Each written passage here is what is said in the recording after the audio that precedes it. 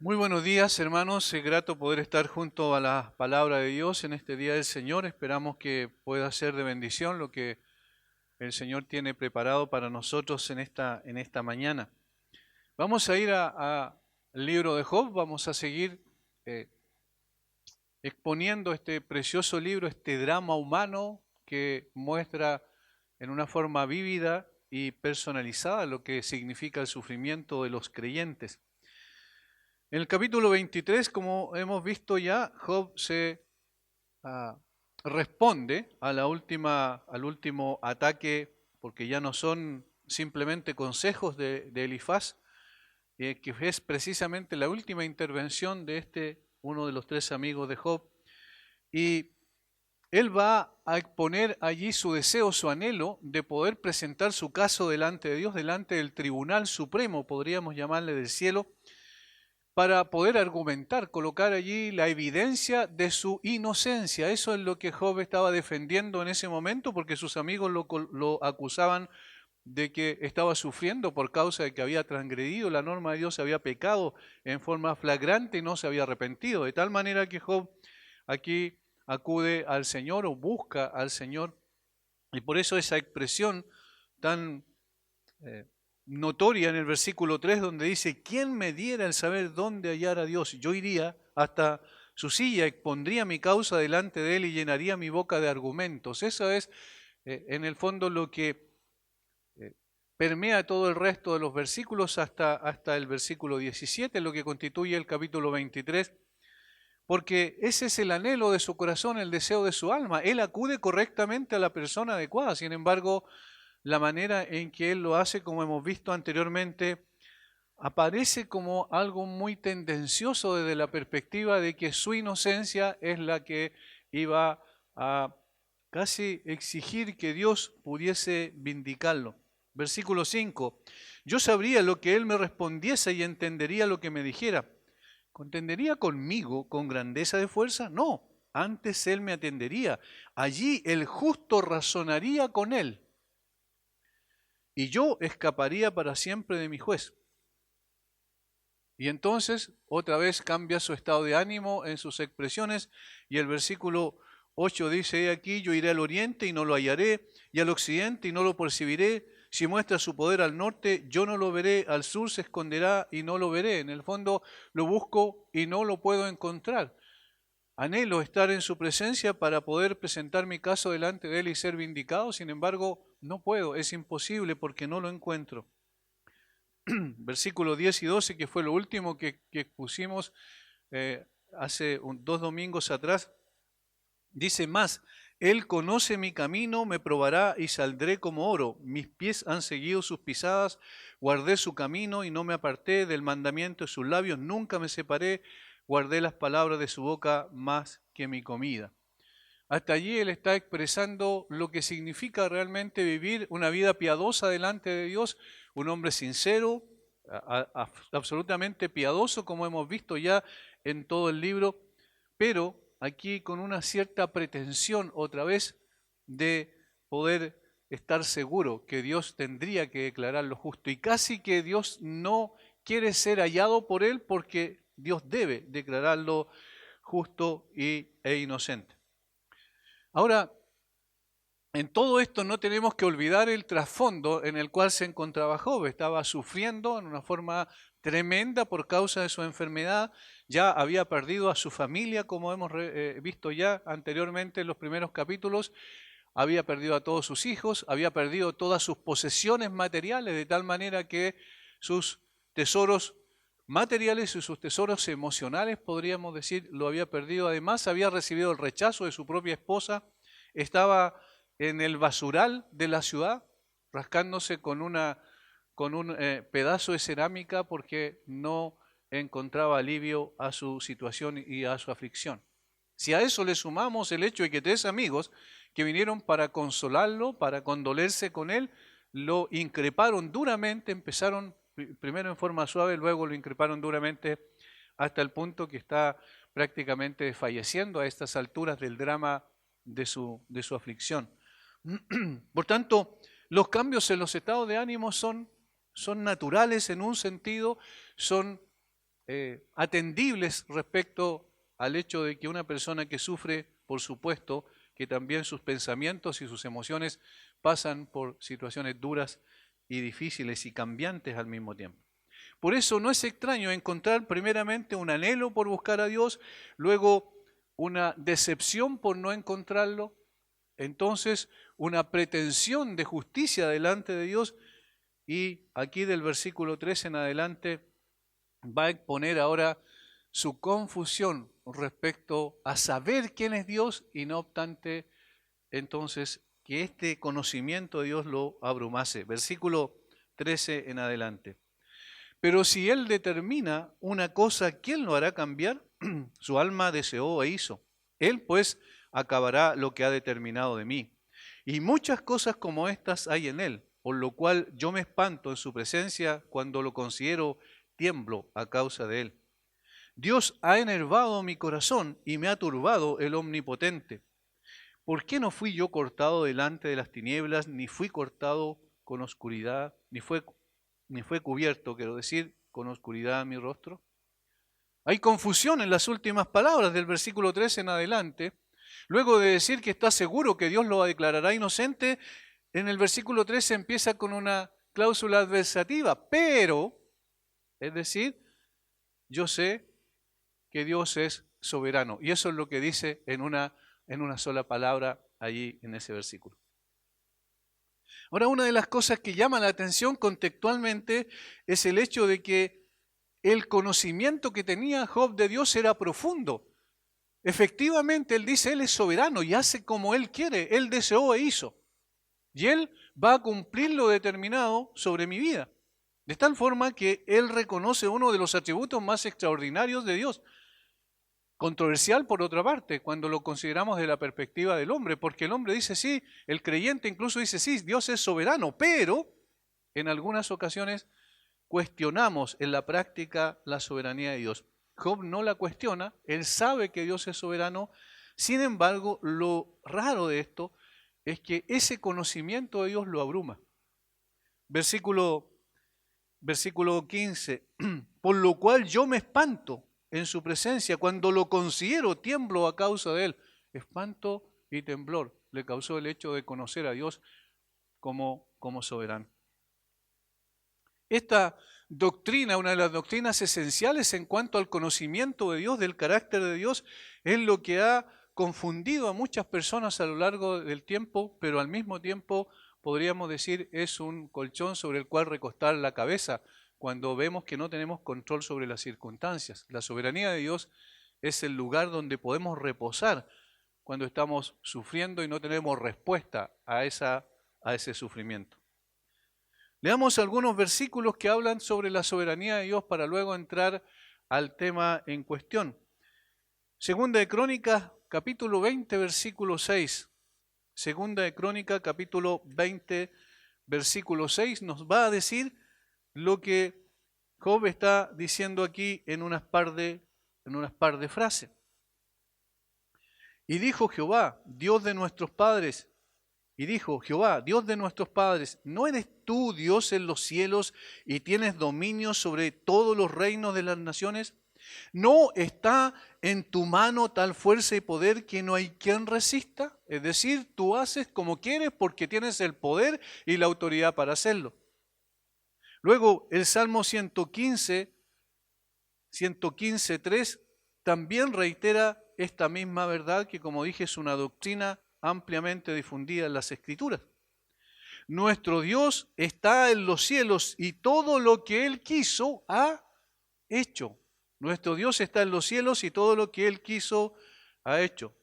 Se reitera otra vez esta misma verdad en el Salmo 135, versículo 6.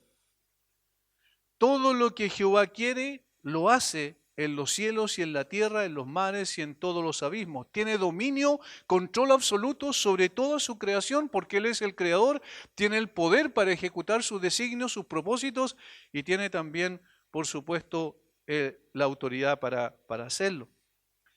En Proverbios también 16:9 tenemos la misma verdad reiterada otra vez.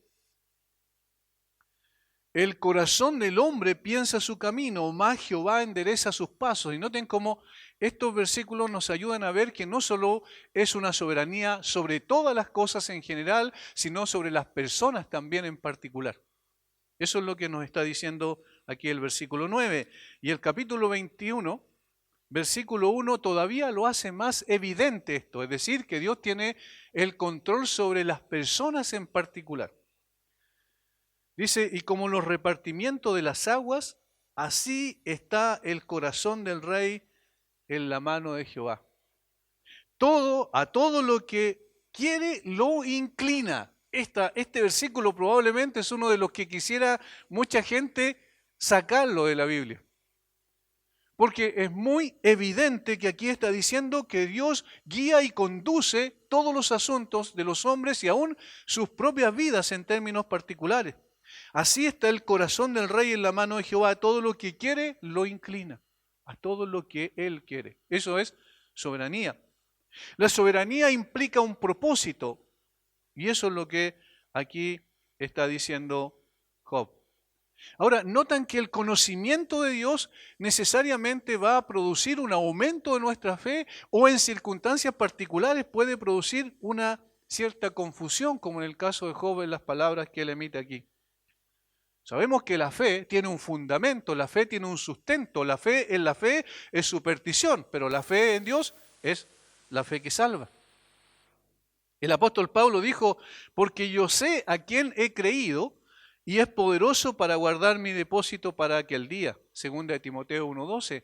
Noten como antes su afirmación principal Pablo dice que es consciente que padece por causa de Cristo y no me avergüenzo de esto, dice, porque yo sé a quién he creído. Es decir, la fe le ayudaba, su convicción personal en quién había creído, producto del conocimiento que tenía de él, le podía dar también la capacidad de poder enfrentar el sufrimiento, en ese caso el encarcelamiento injusto que estaba sufriendo el apóstol Pablo. Ahora, esta convicción, estas certezas, esta seguridad de conocer algo del carácter y la naturaleza de Dios, hasta donde Dios ha querido que lo conozcamos, produce una convicción más profunda y una fe más grande. Sin embargo, hay situaciones, como en este caso de Job, que es un tanto extraña el hecho de que el conocimiento de Dios es el que abruma a Job precisamente. Job reconoce que Dios es soberano, lo cual en condiciones normales para cualquier creyente debería ser un aliciente, pero ese conocimiento para el patriarca fue un golpe que lo aturdió. Él dice, pero si él determina una cosa, ¿quién lo hará cambiar? Su alma deseó e hizo. Él pues acabará lo que ha determinado de mí, y muchas cosas como estas hay en él, por lo cual yo me espanto en su presencia, cuando lo considero tiemblo a causa de él. Noten cómo fue el profundo conocimiento que Job tenía de Dios lo que lo dejó en esa confusión y lo llevó a pronunciar estas palabras: me espanto, tiemblo en su presencia a causa de él. Pero recién estaba diciendo que anhelaba estar con Dios y ahora está temeroso de presentarse delante de Dios porque en sus pensamientos está la soberanía de Dios. ¿Cuál es la razón de su aparente cambio? Por supuesto, no sabemos con precisión absoluta qué es lo que lo produjo. Sin embargo, podemos aventurar algunas observaciones. Primero, Job sabía que Dios era soberano, es decir, que hace lo que quiere, cuando quiere, con quien quiere. Que todo aquello que determina hacer lo hará, sin cambio ni sombra de variación. Esa es la primera afirmación que podemos hacer de acuerdo a las palabras de Job. Segundo, que lo que él estaba sufriendo era producto de esa determinación de Dios, porque Job entendía que estaba bajo la mano de Dios. Y ahí tenemos muchos versículos que nos pasaríamos toda la mañana revisándolos, pero en el mismo drama de Job, en el capítulo 7, por ejemplo, versículo 12 al 21, capítulo 9, versículo 34, capítulo 10, versículos 2 y 8, capítulo 14, versículos 14 al 22 del capítulo 10, capítulo 13, versículo 24 al 28, Job 19, 8 al 12. Todos estos versículos hablan de que Job era consciente de que Dios estaba poniendo su mano sobre él y por eso estaba en la condición en la que se encontraba.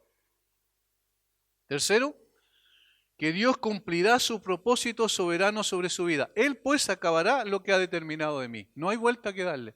Es una especie de fatalismo en estas expresiones. Él acabará lo que ha determinado de mí. No hay escapatoria para mí porque la mano de Dios está sobre mí y porque Dios es soberano. De tal manera que lo que Él deseó, eso es lo que hizo.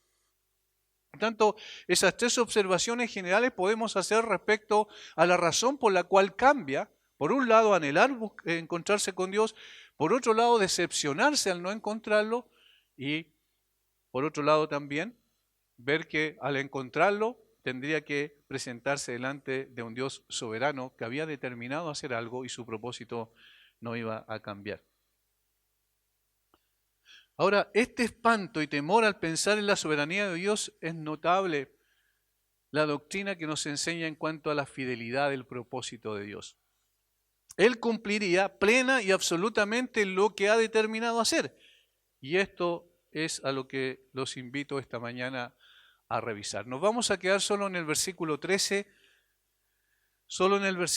y vamos a hacer tres cosas aquí, es decir, vamos a deducir del texto tres cosas que son evidentes por medio de esa declaración de la soberanía de Dios. Primero, que Dios tiene un único propósito. Que Dios tiene un único propósito. Eso es lo primero. Segundo, que ese propósito es inmutable, es decir, no cambia. Y tercero, que ese propósito se cumplirá perfectamente. Es bueno para nosotros, hermanos, centrar nuestros pensamientos siempre en Dios y no en nuestras circunstancias. Cuando nosotros nos ocupamos del conocimiento de Dios, de profundizar en ese conocimiento por medio de su palabra, ocurre algo especial. Nuestra vista se quita de las circunstancias de tal manera que ya no nos sentimos como víctimas, como una especie de caja de fósforo, ¿cierto?, en un mar confuso, caótico, como nosotros vemos cuando estamos en dificultades y aflicciones, sino que nuestra mirada está en quién es el dueño que está sobre aquello y que controla y dirige nuestras circunstancias. Cuando el corazón del creyente está fijo con una firme convicción de la grandeza y la omnipotencia, la soberanía, la justicia, la sabiduría, el amor de aquel a quien llamamos Dios, la cabeza no se alejará de la verdad. La verdad es la que nos sostiene en medio de las dificultades. Lo objetivo, el hecho de que Dios es soberano, eso es lo que va a mantener nuestro barco con buena dirección. Y nuestros sentimientos entonces se subordinarán a esa verdad. De tal manera que nuestra fe y confianza crecerá y se fortalecerá. Por otro lado, si nuestros pensamientos se centran en nosotros y estamos mirando las circunstancias y viendo cómo podemos cambiar esas circunstancias para cambiar nuestra situación, entonces lo único que vemos es debilidad, imperfección, incapacidad, y esto nos abrumará y desfalleceremos en nuestra lucha. Por eso es bueno y necesario que nuestra mente esté fija en Dios, en su naturaleza, en su carácter y en su obra. Y eso es lo que nos enseña este texto. Lo primero entonces que vamos a entrar a ver es Dios tiene un propósito. Dios tiene un propósito y eso es bueno enfatizarlo. No muchos propósitos, Dios tiene un solo propósito. La primera cláusula del verso 13 dice, pero si Él determina una cosa, y esta frase se puede traducir, Él está en una sola mente. Es decir, Dios está con un solo pensamiento fijo, por decirlo de alguna manera. Está en una sola mente. Esta es una verdad consoladora para todo creyente cuando nosotros lo pensamos, porque en todo tiempo Dios siempre va a tener un solo propósito.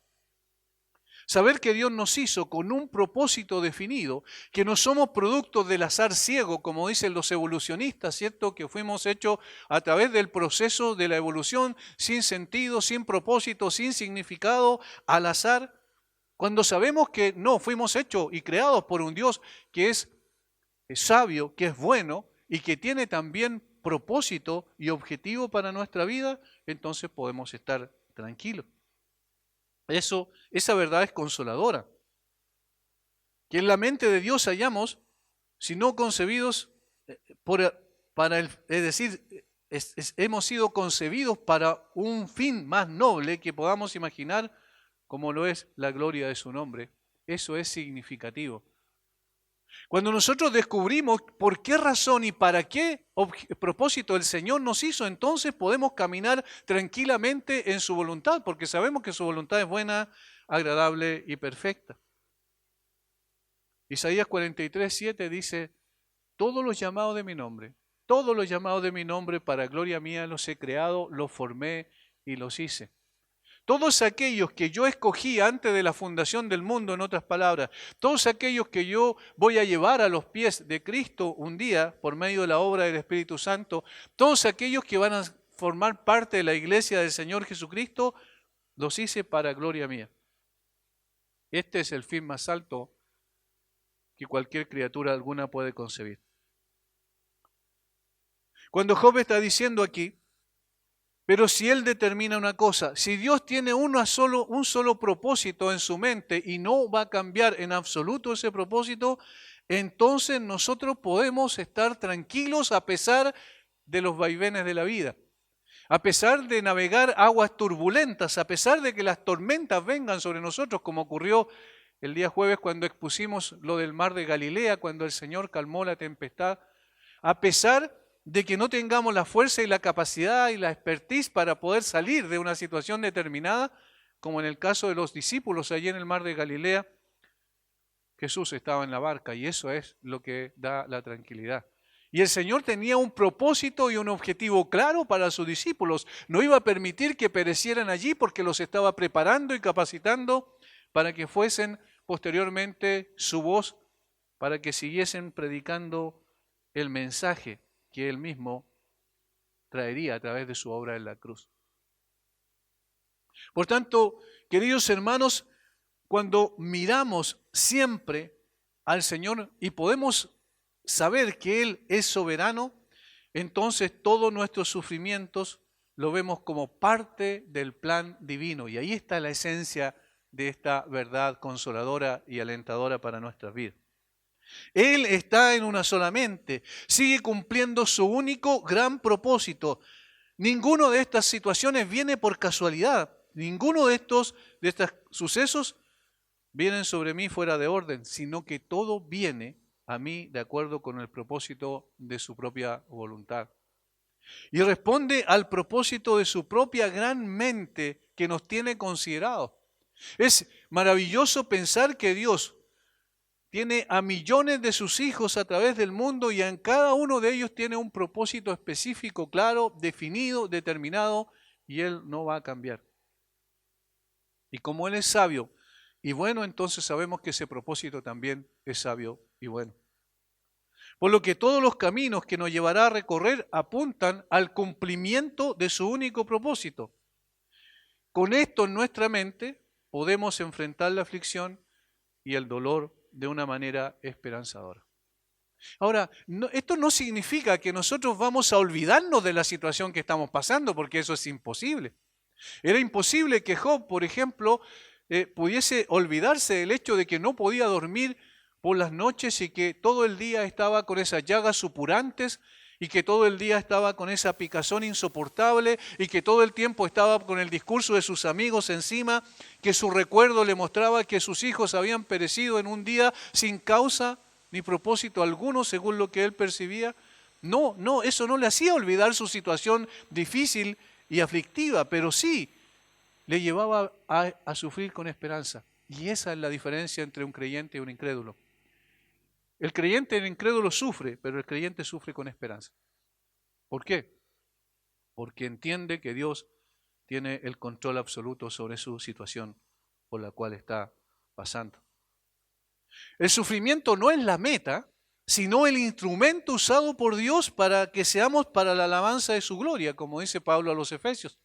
Es el fuego que purifica el oro para que resplandezca en los atrios de Dios. Es la fragua que consume la escoria. Por tanto, hemos de regocijarnos en el Señor cuando eso está ocurriendo.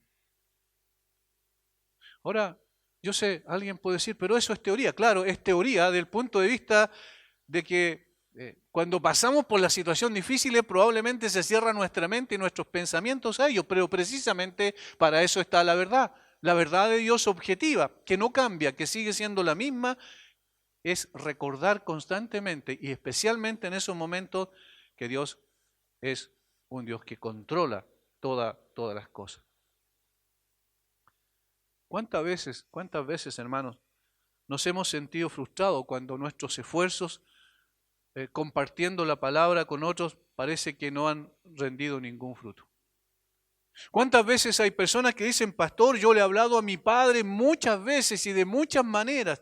Yo he hablado sobre el Evangelio una y otra vez con él. Yo he tratado de vivir una vida consecuente con la fe que profeso para que vea que no son solo palabras lo que yo le estoy compartiendo, sino es una realidad viviente. Yo lo he experimentado. Yo he estado con esa persona amada y le he dicho una y otra vez que necesita a Cristo en su vida, que está perdido y que necesita arrepentirse, pero no vemos ningún tipo de reacción positiva por parte de esa persona. Trabajamos, nos lamentamos, fallamos. ¿Cuántas veces volvemos llorando porque nos hemos esforzado, como pensamos, sin éxito? Hemos intentado llevar a esa persona a los pies del Señor Jesucristo con un y otro argumento. Hemos puesto evidencia plausible delante de Él, pero no ha pasado nada. ¿No es verdad que nos sentimos impotentes? Pero, hermanos, lo que nos está diciendo aquí el texto y lo que nos enseña esta frase es que no has estado sin éxito en tu tarea. El Señor prometió que su palabra no volverá vacía, pero ¿en qué sentido? Bueno, de acuerdo al propósito de Dios. ¿Se dan cuenta de que esto no tiene que ver con nosotros, tiene que ver con un Dios soberano que tiene un objetivo claro que cumplir y lo va a cumplir? Y que a pesar de que nosotros veamos en medio de las circunstancias puntuales, específicas, presentes, que no pasa absolutamente nada y que no hay reacción de la otra parte, y que nosotros quisiéramos empujar a esa persona a los pies de Cristo en un arrepentimiento verdadero. Sí, nosotros sabemos que no podemos porque es el Espíritu Santo el que lo puede hacer, pero ¿por qué, Señor, esa persona no se convierte? Bueno, el Señor está diciendo, porque yo tengo mis tiempos, mis formas y mis propósitos. Y allí donde nosotros no entendemos esto, y eso es quizás lo que causa confusión. Porque nosotros no podemos saber qué es lo que quiere Dios con esa persona. No tenemos idea. Y entonces todos nuestros esfuerzos parecen frustrados. Sin embargo, ¿qué es lo que el Señor me dice? Predica el Evangelio.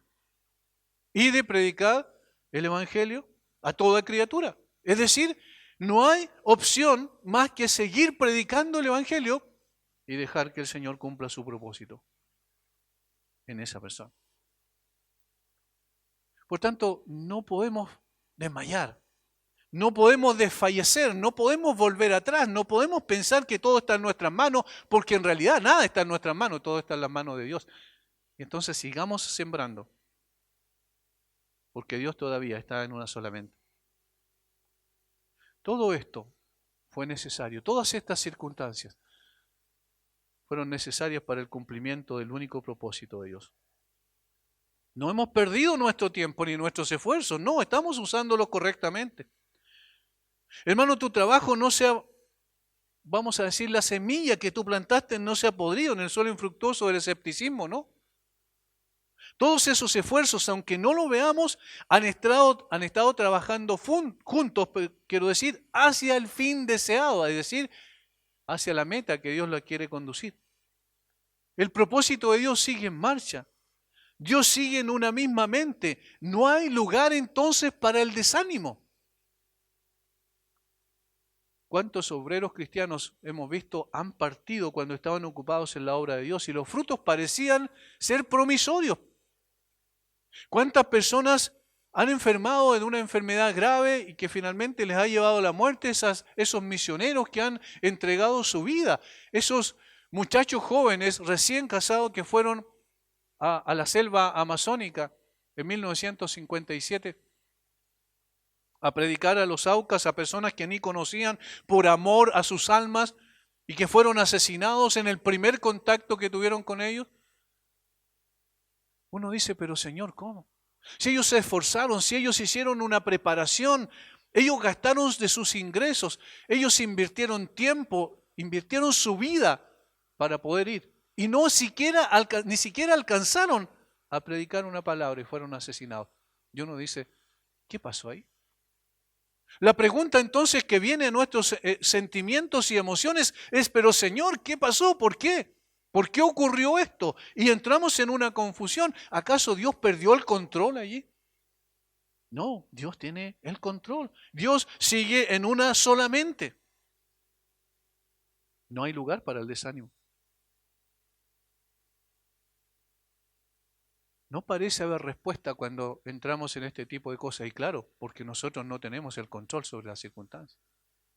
Y por eso es que nos confundimos y no tenemos respuesta. Sin embargo, podemos consolarnos en medio de nuestro dolor con la bendita reflexión de que todo es parte del plan de Dios.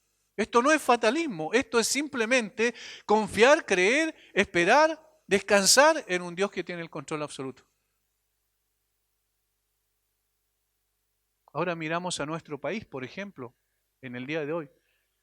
Miramos a nuestra sociedad en un declive espiritual, moral, social y decimos, ¿cómo pudimos llegar a esto?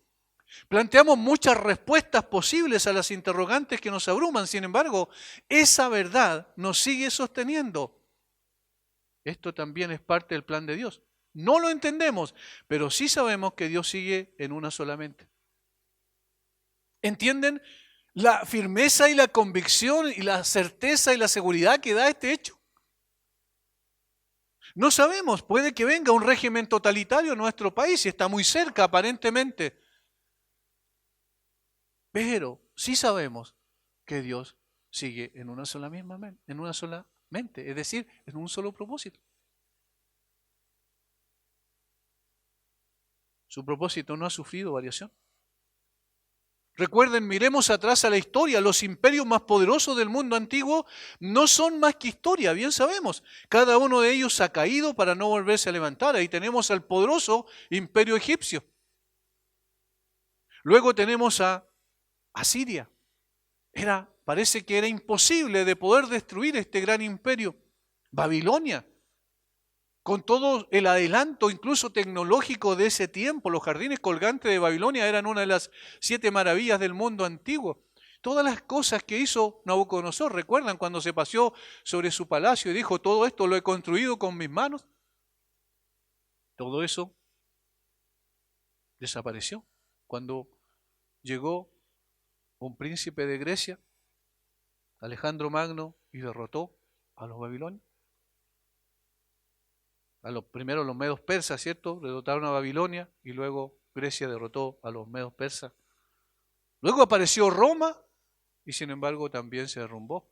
Es decir, todos los imperios del mundo que se han levantado han sido finalmente más que otra cosa que una nota al pie en un libro de historia, que ya no tiene significado presente ni lo tendrá en términos futuros, pero Dios sigue adelante con su único plan. Eso no ha cambiado. Es invariable.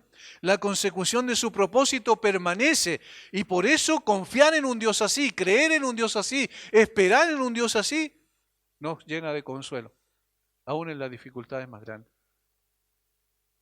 Pensemos ahora en las plagas que han venido a través de la historia.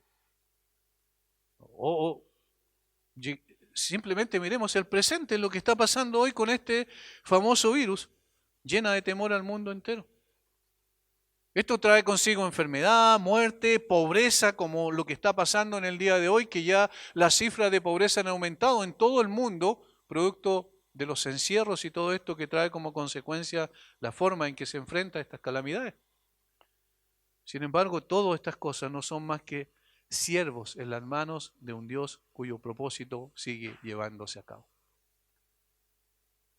Es decir, todo lo que nosotros consideramos que sale de lo normal, todo aquello que nosotros vemos que aparece de pronto y no tenemos control absoluto sobre aquello, todos esos son siervos en las manos de un Dios cuyo propósito sigue llevándose a cabo. Alguien escribió: las calamidades de los terremotos, las devastaciones de las tormentas, las extirpaciones de la guerra y todas las terribles catástrofes de la peste solo han sido colaboradores de Dios. Esclavos obligados a tirar de la galera del propósito divino a través del mar del tiempo. De todo mal ha venido el bien, y cuanto más mal se ha acumulado, más se ha glorificado Dios al sacar al fin su grandioso y eterno designio. Recuerda como dice la Escritura, que esos reinos que vio Nabucodonosor y que se levantaron, esa estatua de oro, de plata, de bronce y de hierro con barro finalmente en sus pies. ¿Qué ocurrió con ella? Que representaba a todos los imperios del mundo más conocidos en ese entonces. De pronto apareció una piedra no cortada con mano y destruyó completamente, desmenuzó, dice literalmente aquello. ¿Qué significa? Que el propósito de Dios permanece incólume. Y dentro de este propósito, queridos hermanos, y esto es maravilloso, dentro de este propósito estaba el que cada uno de nosotros fuera llevado a la fe y al arrepentimiento. Que la obra gloriosa y suficiente de Cristo fuera aplicada a nuestra vida por el Espíritu Santo. Que nos convirtiéramos en hijos de Dios, que fuésemos justificados, redimidos, santificados y un día seamos glorificados. Nada en la tierra ni en el cielo fue ni será capaz de frustrar ese propósito. Desde antes de la fundación del mundo, Él nos escogió para salvación. Nuestro llamamiento prueba nuestra elección. Y nuestra elección nos enseña que Dios ordenó salvarnos. No es un hombre para que mienta, ni hijo de hombre para que se arrepienta. Él es de una solamente. Nos vio arruinados en la caída de nuestro padre Adán, pero su mente nunca cambió. Lo que había establecido desde antes de la fundación del mundo, de antes de la caída del hombre, sigue cumpliéndose cabalmente, paso a paso, sin que nadie pueda obstruir y obstaculizar su propósito. Nos vio en nuestro nacimiento, apartado de Él por nuestro pecado, nuestra condición pecaminosa, pero nunca cambió en su propósito de salvarnos. El hecho de saber que nosotros éramos pecadores en esencia y que en consecuencia nuestras acciones iban a ser pecaminosas, el hecho de saber que íbamos a ofenderlo una y otra vez, no cambió su propósito. Nos vio en nuestras locuras y desobediencias juveniles, haciendo nuestra voluntad, satisfaciendo nuestro deseo, viviendo para nosotros mismos en forma egoísta y egocéntrica, pero eso no cambió su propósito.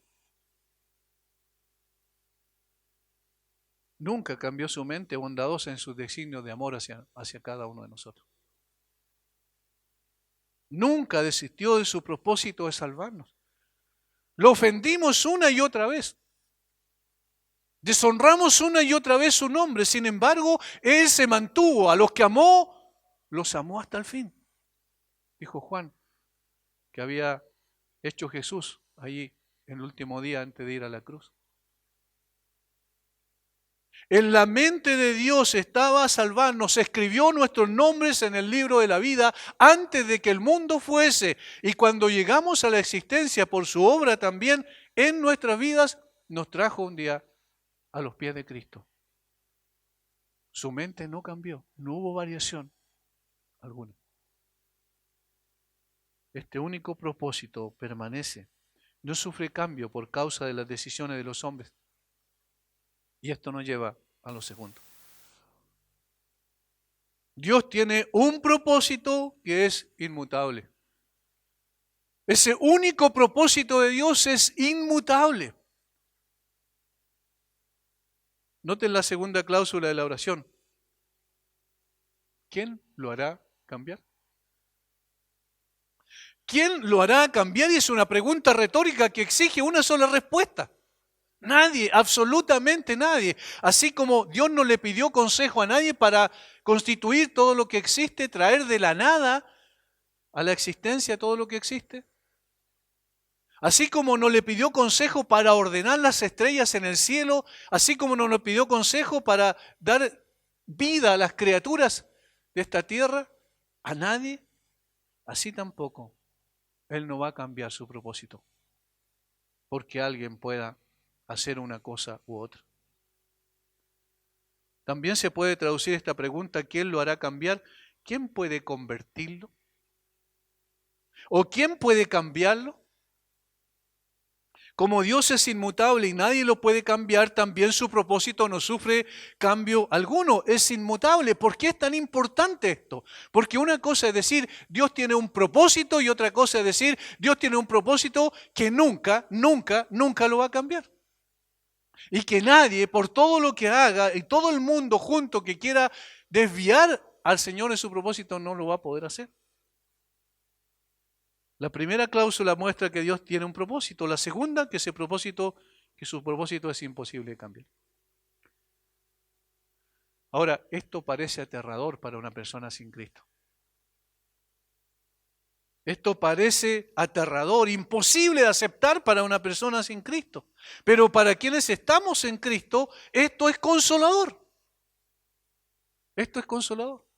Como dijimos recién, si Él nos escogió antes de la fundación del mundo, Él nos iba a traer a sus pies y por eso nos preservó la vida antes de que nosotros llegáramos a Él en lo personal. Él me preservó inclusive de mis intentos de suicidio. Antes de que lo conociera, antes de que llegara a los pies de Cristo, porque Él había establecido que así tenía que hacer y así fue. Algunos han creído erróneamente que la caída del hombre en Edén alteró, cambió el propósito de Dios. Que fue una especie de accidente esto y que no estaba contemplado. Y Dios entonces tuvo que poner en marcha el plan B, dice. Pero Dios no tiene plan B. Su propósito también incluía la caída y las consecuencias subsiguientes para toda la raza humana. Eso es evidente porque dice que incluso el Señor Jesucristo había sido escogido también como Cordero que iba a morir, ¿cierto?, en nuestro lugar para darnos salvación antes de la fundación del mundo. Y entonces eso implicaba que incluía también la caída del hombre. Si Dios solamente es un observador cósmico que mira todas las cosas y que sabe lo que va a ocurrir de principio a fin, pero no tiene intervención dentro de eso, entonces no tendría mucho sentido confiar en un Dios así. No sería soberano, sino un Dios que está sujeto a las decisiones cambiantes de sus criaturas. Alguien escribió, su pueblo Israel, por ejemplo, lo abandonó y adoró a Baal y a Astoret. Pero su propósito no cambió más por la deserción de su nación elegida que por la destrucción de sus criaturas. El propósito de Dios no cambió porque el hombre se rebeló y se depravó completamente. Y llegamos al capítulo 6 de Génesis y vemos histórica y bíblicamente que en ese lugar muestra que la corrupción del corazón humano era tanta que corrompió toda la tierra por causa de esa corrupción. Y el Señor dijo, raeré a los hombres de la faz de la tierra. ¿Eso cambió su propósito? No, en absoluto. Cuando en años posteriores el Evangelio fue enviado a los judíos y ellos lo resistieron, duro de cerviz e incircunciso de corazón, les dijo Esteban en su predicación, el capítulo 7 del libro de los Hechos. Y entonces Pablo se volvió hacia los gentiles. No supongamos o no supongan que Dios tuvo que quitar de su libro los nombres que había escrito y entonces hacer un borrón o una enmienda. No. Todo estaba escrito allí desde el principio. Él lo sabía y lo había definido todo. Nunca ha alterado ni una sola frase ni cambiado una sola línea del propósito divino. Eso es lo que nos enseña el resto de las Escrituras. De principio a fin Dios ha tenido un solo propósito y nadie ha podido objetarlo y nadie ha podido modificarlo. Hermanos, cuando al final de todo miremos retrospectivamente la historia, vamos a darnos cuenta que todo calzaba en su lugar, perfecto, y que era un único propósito de Dios inmodificable. Reconoceremos que aún en aquellas cosas que vimos algunos manchones negros, la mano de Dios estaba guiando y conduciendo todo a su cumplimiento. Por eso es impresionante que Juan pudo ver la adoración celestial donde los que vencieron a la bestia cantaban: grandes y maravillosas son tus obras, Señor Dios. Todopoderoso, justos y verdaderos son tus caminos, Rey de los santos. ¿Quién no te temerá, oh Señor, y glorificará tu nombre? Pues solo tú eres santo. Noten cómo el cántico habla de la soberanía de Dios y del control absoluto de Dios de principio a fin. Grandes y maravillosas son tus obras, Señor Dios Todopoderoso. Justos y verdaderos son tus caminos. Justos y verdaderos son tus caminos. Sí, también aquellos que me llevan por el dolor y la aflicción. Justos y verdaderos son también aquellos caminos que me dejan sin ninguna explicación ante lo que está pasando. Justos y verdaderos son tus caminos cuando un hijo de uno muere trágicamente. Justos y verdaderos son sus caminos cuando padecemos enfermedades que no podemos controlar y que nos llevan finalmente al deterioro de nuestro cuerpo, al sufrimiento, al dolor y hasta la muerte. Justos y verdaderos son sus caminos. Justos y verdaderos son sus caminos cuando el Señor nos dice no a algo que nosotros deseamos con todo nuestro corazón. Justos y verdaderos son los caminos del Señor, porque Él tiene un solo propósito y nada lo hará cambiar. Hermanos, donde hemos pensado que su gobierno estaba equivocado, allí resultará mucho más evidente que estaba en lo correcto. Y donde soñamos que se había olvidado de ser bueno, que probablemente lo que estaba pasando no puede ser producto de un Dios bueno, decimos. La gente dice eso y a veces nosotros también lo pensamos. Allí será más clara su bondad. Allí notaremos que Él estaba expresando su misericordia y su amor en medio de la aflicción. Pero pastor, ¿cómo puede hablar de que puede haber bondad y misericordia de Dios cuando sufrimos? Sí, ahí hay bondad y misericordia. ¿Dónde está Dios cuando estamos pasando por el fuego de la aflicción? Allí, ahí mismo, en medio del fuego. ¿Recuerdan a los amigos de Daniel? ¿Dónde estaba el Señor cuando estaban en el horno de fuego? Allí, junto con ellos. De tal manera que allí está la expresión de su misericordia, de su gracia y su bondad. También en esos caminos Él es justo y verdadero. Es un dulce consuelo para la mente de quien reflexiona mucho sobre estos asuntos profundos. Que Dios nunca ha cambiado en ningún grado su propósito. Y el resultado será, a pesar de todo lo aparente, exactamente en cada jota y en cada tilde, para usar las palabras del Señor Jesucristo, lo que Él determinó de antemano y dijo que debería ser. Su propósito es inmutable porque Él es inmutable. Nadie cambiará la mente de Dios, nadie la guiará por otra senda distinta a la que Él ha establecido desde siempre. En lugar de aterrarnos, esto debe llenarnos de gozo y debe llenarnos también de motivación para enfrentar las situaciones de la vida. Sí, si viene una persecución sobre la iglesia, esto debe llenarnos de fortaleza para enfrentarlo. ¿Hay injusticia? Sí, por supuesto, el hombre injusto por naturaleza. ¿Es injusto que 2 pastores, por ejemplo, estén presos en Cuba? Por supuesto que es injusto. Pero ese es el propósito de Dios. Ese es el propósito de Dios. Hermanos, pueden levantar las naciones su puño contra el cielo. Pueden las personas sublevarse contra los designios de Dios. Pueden los parlamentos dictar leyes injustas contra los principios establecidos por Dios. Sí pueden.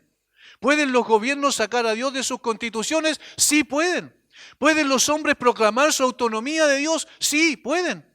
¿Pueden los hombres creer que son sus propios dioses y establecer sus propios sistemas de gobierno repudiando a Dios y su palabra como está ocurriendo en el mundo entero? Sí pueden, pero nunca podrán cambiar ni resistir el propósito de Dios, porque aún la maldad con la que esta gente actúa será usada por el Señor para cumplir su propósito. Eso es lo que dice el Salmo 2. Sí pueden juntarse las naciones, sí pueden hacer grandes cumbres mundiales como las que hay en el día de hoy, por ejemplo, como la cumbre económica mundial que se hace todos los años y donde determinan en definitiva como especie de titiriteros lo que va a pasar con todo el mundo, sí pueden hacerlo, pero no pueden modificar un ápice lo que Dios ha establecido. No pueden hacer. Y eso nos da tranquilidad, y eso nos da seguridad. Nuestra fe no está fundada sobre arena, nuestra fe está fundada sobre la roca inmutable de un Dios que tiene un propósito invariable. Su plan nunca ha variado, no tiene variación ni sombra de variación. Albert Barnes dice, cuando se entiende correctamente esta verdad, es un consuelo indescriptible que Dios tenga un plan. ¿Quién podría honrar a un Dios que no tiene un plan?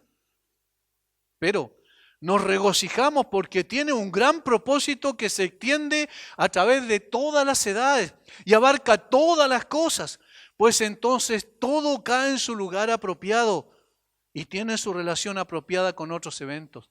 Es un motivo de alegría que Dios hace ejecutar todos sus propósitos y nadie podrá modificarlo en absoluto. Ahora, querido hermano, piensa en tu salvación. ¿Te imaginas si Dios hubiese dependido de nosotros para nuestra salvación? ¿Te imaginas si Dios hubiese dicho, voy a salvar al hombre, pero si el hombre me resiste, yo no puedo hacer absolutamente nada? Ese es un Dios, sería un Dios impotente. ¿Te imaginas que Dios hubiese dicho, bueno, de acuerdo a lo que pase con el hombre, así voy a ejecutar mi plan? No sería un Dios confiable. Si Dios dependiera de tu decisión para que Él te redimiera, ¿has pensado alguna vez cuántas veces rechazaste el llamamiento de Dios antes de llegar finalmente a Cristo? ¿Cuántas veces fuiste expuesto al Evangelio y una y otra vez lo rechazaste? Si Dios no hubiese perseverado en su plan para salvarte, ¿dónde estarías hoy? ¿Dónde estarías hoy? ¿Cuál sería tu lugar más allá de la muerte? Pero Dios había escrito tu nombre en el libro de la vida antes de la fundación del mundo. Y Él no hace borrones. Ese era su propósito y no cambiaría. Su propósito era que cayeras a sus pies un día cuando Él lo había determinado. Y así fue. Luego piensa en tu caminar con el Señor. ¿Cuántas veces has deshonrado el nombre del Señor ya siendo incluso un hijo de Él? ¿Cuántas veces has desobedecido consciente que estás desobedeciendo y transgrediendo la norma de Dios? ¿Cuántas veces fuiste motivo de oprobio al nombre de tu Salvador? Si la salvación hubiera dependido de ti, ¿puedes contar todas las veces que debías perderla? De seguro estarías caminando al infierno a esta hora. Y todos estaríamos caminando al infierno si la salvación dependiera de nosotros. Ya, Dios te salvó, pero ahora arréglatelas como puedas. ¿Se imaginas que ese fuera el plan de Dios? Ninguno de nosotros llegaría al cielo en absoluto. Estaríamos completamente condenados al infierno. Pero no, mi hermano, Dios no es hombre para que mienta, ni hijo de hombre para que se arrepienta. A pesar de nuestro pecado, nuestra incredulidad, nuestros desvaríos, nuestro olvido de Él era de una sola mente. Y hermanos, yo sé esto, que aunque deambulemos todavía, aunque en las horas oscuras, cada uno de nosotros no podamos resbalar y caer a menudo, sin embargo, su misericordia, su amor y su gracia no van a cambiar sobre nosotros. Su propósito de salvación no puede ser adulterado en absoluto. El que nos amó antes de la fundación del mundo nos seguirá amando eternamente. Es el brazo fuerte del Señor el que nos sostiene, no es tu capacidad, no es tu fe también, tu gran fe, no es tu piedad, es la gracia de Dios la que te sigue sosteniendo. Porque ese es su plan. El corazón amoroso de Dios nunca fallará. No apartará nunca su amor de nosotros, porque así lo determinó. Nunca derramará sobre nosotros su furor, su ira.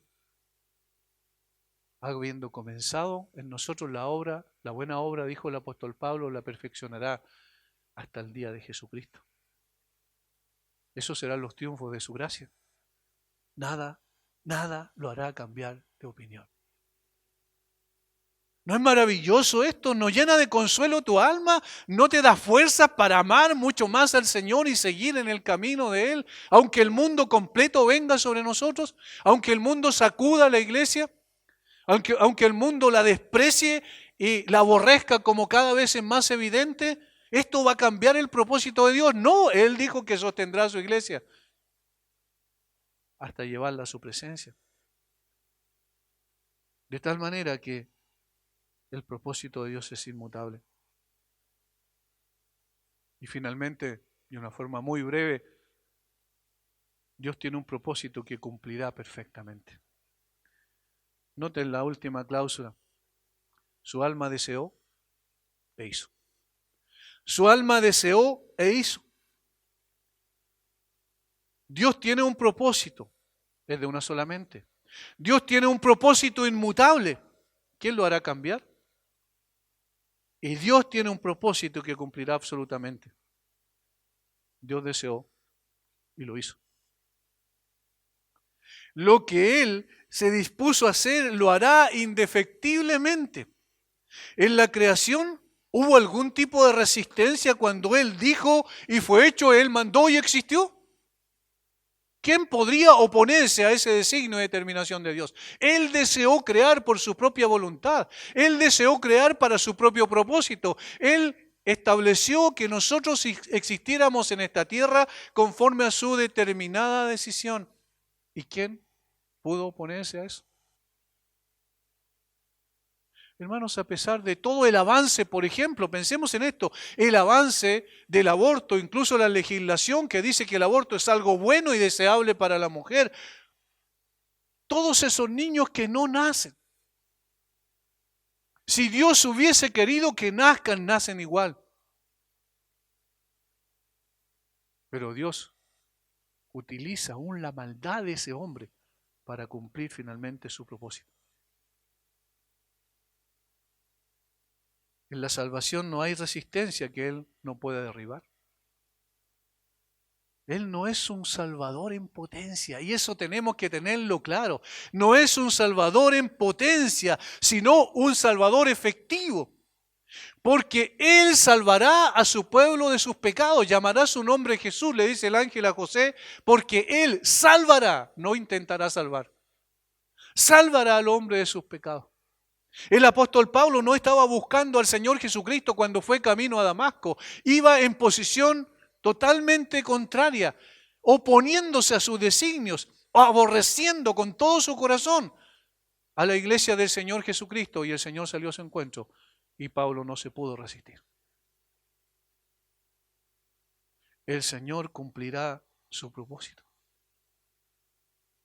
Por eso, hermanos, es que cuando predicamos el Evangelio a otras personas, a nuestros amados, y nosotros queremos empujarnos de alguna manera a recibir al Señor Jesucristo o a creer en Él, no podemos, nosotros somos impotentes ante eso, pero podemos descansar en que Él cumplirá su propósito también. Él salvará a su pueblo de sus pecados. Y con esto quiero terminar aquí, es donde algunas personas dicen, pero hay una contradicción. La responsabilidad del hombre y la soberanía de Dios por un lado y por otro lado se contradicen, o es una o es otra. No, son las dos al mismo tiempo. Son las dos al mismo tiempo. Es la persona que rechaza el mensaje del Evangelio, lo rechaza porque su corazón está endurecido a la verdad. Y es responsable ante esa determinación de rechazar el Evangelio. Pero aquellos que llegamos a los pies del Señor Jesucristo, llegamos porque nosotros dijimos, sí, yo creo, pero, y eso lo vemos claramente en la Biblia, eso sería imposible si la gracia de Dios no nos hubiese concedido la fe. De tal manera que somos responsables, pero Dios sigue siendo soberano. Ante esta disyuntiva y esta aparente contradicción, Solo me quiero remitir a unas palabras de Carlos Spurgeon. Él dijo lo siguiente respecto a esto. Oh cristianos, nunca podrás comprender esto, pero es posible que te maravilles. Sé que hay una manera fácil de salir de este gran abismo entre esta aparente contradicción, la responsabilidad humana versus la soberanía de Dios. Dice, ya sea negando la predestinación por completo o negando la libre voluntad del hombre para escoger, por otro lado, por completo.